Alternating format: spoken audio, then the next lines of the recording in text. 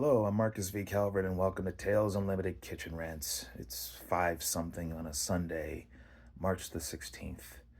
Hope the St. Patty's Day celebrations, yeah, I know it's Monday. Hope the celebrations weren't too taxing. Um, just finished a story called Solo Action, a spy story with mystical roots. And I dig it. It's just too short. And there's no dialogue, and there's just it kind of rambles more like a backstory than real story. So I'm probably gonna bow this out, but grudgingly, because I like the character, I like his backstory, I like his history. I'm gonna use this cat. Um, I just don't know in what. The original idea set up for the story was I want to write a story about a plane crash. And normally I go into the cookbook and I start da da da da da da da. And I did this last week when I decided I want to do a plane crash story. Like what kind of plane crash story? Are you surviving a plane crash? Are you causing a plane crash? Trying to stop a plane crash? Um, was your life impacted by the plane crash? And I came up with this idea for a doohickey, uh, a gadget that you flip the switch and everybody on the plane just goes zombie, veg, like hypnotized, subliminal. But unlike Kingsman, where they kill each other, you just openly you're automatically suggestible. I mean, how can I put this? You're at the mercy of anyone who utters a command at that point. Um, no weird subliminal signals, nothing. It has to be a verbal command, like it's preliminary subliminal tech, like a prototype. All right, and pilot, co-pilot both get phone calls saying crash the plane, right? And they crash the plane. That's the logic. Problem is the tech doesn't work on everybody. If you're deaf, doesn't work on you. If you have dyslexia, doesn't work on you. If you are autistic, doesn't work on you. So then their cameras mounted on the planes, hidden of course, and the passengers are just watching. If anyone tries to get to the plane, maybe to save the day, of course the door is going to stay closed and locked. But then the passengers they'll get phone calls saying, kill that guy. So, kill whomever, kill the interloper. And the the passengers will jump on whomever's trying to save the plane. Almost like in those news stories where some crazy person tries to get to the cockpit and they get restrained, those stories. Maybe it was all based on this machine, like an incident like that, and this was part of the cover up. But guaranteed death. Now, what if you took this device, hid it inside of a black box, and then you put it on 20 next generation Boeing planes, like brand spanking new Boeing jets, after all the crap they've had? Oh no. And imagine you're ready to do some stock manipulations for your own profit. Oh no. And then maybe buy some of their stock when it tanks to record lows. Oh no. And then a spy comes along and thwarts the plot. So that's me giving away the story, which I said I wasn't going to do in my last clip, but hey, the things I do for my fans, right? So I wrote it from the perspective of a guy who I didn't know what kind of spy at first, but then I remembered this character. It was like a discarded idea. Joey knows, as in that knows, but also that knows. He's a mob guy, and they call him in when they have problems to solve. Not so much a hitman, but the guy who has hitman at his back because he's smarter, and he knows how to use his hitman. He's always right, he's never wrong, and no one ever believes him. Part of it is ego, part of it is he is rude and obnoxious, but also he's got an eye for anything. He can smell a cop, undercover cop, snitch. He can smell a raw deal. He can find you.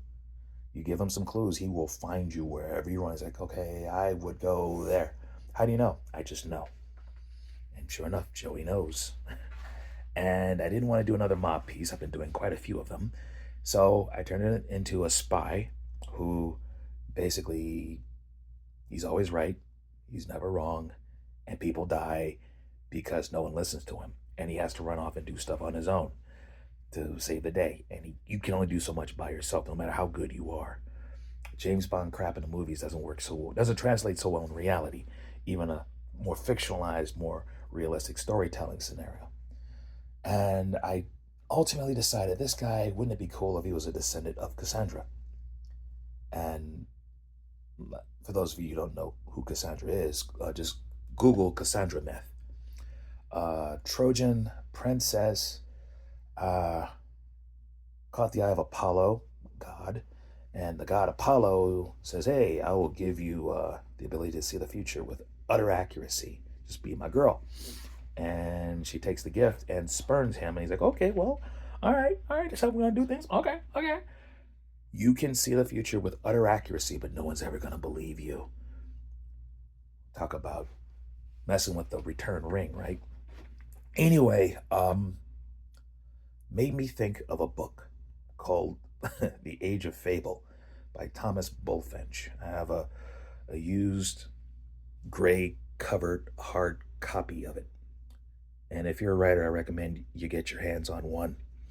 Any writer who messes with sci fi, fantasy, even in passing, even if you're doing space stories, you need to read The Age of Fable. It is Greek mythology 101, 201, 301, all rolled into one. It is an awesome read. And there's all these stories, you read them and they just stay in your head. It's beautiful, including the Cassandra tale. Age of Fable, Thomas Bulfinch. And the other piece of advice I'd offer is don't be afraid to mix stuff up like this. Like a little Age of Fable, a mob profiling idea that didn't work, check. The idea of something randomly generated, a plane crashing gadget, check.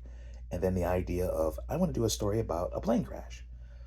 Because as a pantser, note, I didn't outline this at all. I just sat down and just wrote it. It was me bringing pieces together. And literally, this is why I do like a cookbook. It's like, okay, I'm going to throw a radish in there, some sugar cubes, some used ravioli, and maybe like some raw hamburger meat, and I'm going to stir and somehow chop this into a meal that doesn't taste too bad, but not good enough for my collection. That's kind of what it almost feels like when you're putting some of these stories together, and you're doing it on an industrial scale, where you don't sit down and you marinate in the ideas all week because you're too damn busy. You got too much stuff going on. But I wrote this thing in 2 hours, easy as peasy, and that's because I've written hundreds of short stories. If you write hundreds of short stories, you can bang these out as busy, and they can be nice and raw. Clean them up later, clean them up later, clean them up again and again and again, and pay people to help you clean them up again and again and again. And then you look at the first draft and you look at the 8th draft and go, wow, that first draft sucked, but this 8th draft is worthy. And that's what I mean to do. Keep that in mind when you're coming up with these short stories. Keep that in mind if you go through the battery process. It's not something many people can do. If you can, I salute you. If you can't, just put it on your shelf and wait. I mean, my battery books are out there. They don't rot like flowers, and they're tiny. They're tiny little books. I made them tiny for a reason, so that anyone can read them, anyone can use them, and you can do so without intimidation, without being intimidated by it. Just take a prompt, turn it into a short story, change it as you see fit, add or subtract. But if you're a pantser, especially, that is not a disadvantage for small work, especially. Just be versatile. Just use everything you know. Modern events, like the Boeing thing, and The Age of Fable. Seriously, get that book. All right, I'm Marcus V. Calvert. This is Tales Unlimited Kitchen Rants. Please like and subscribe. Also, ivillain.net. That's where you'll find my books. Available on Amazon, Kindle Unlimited. Please check them out. They don't bite. Please have a safe and wonderful end of your weekend, or, well, call it Sundays what they are. And until next time.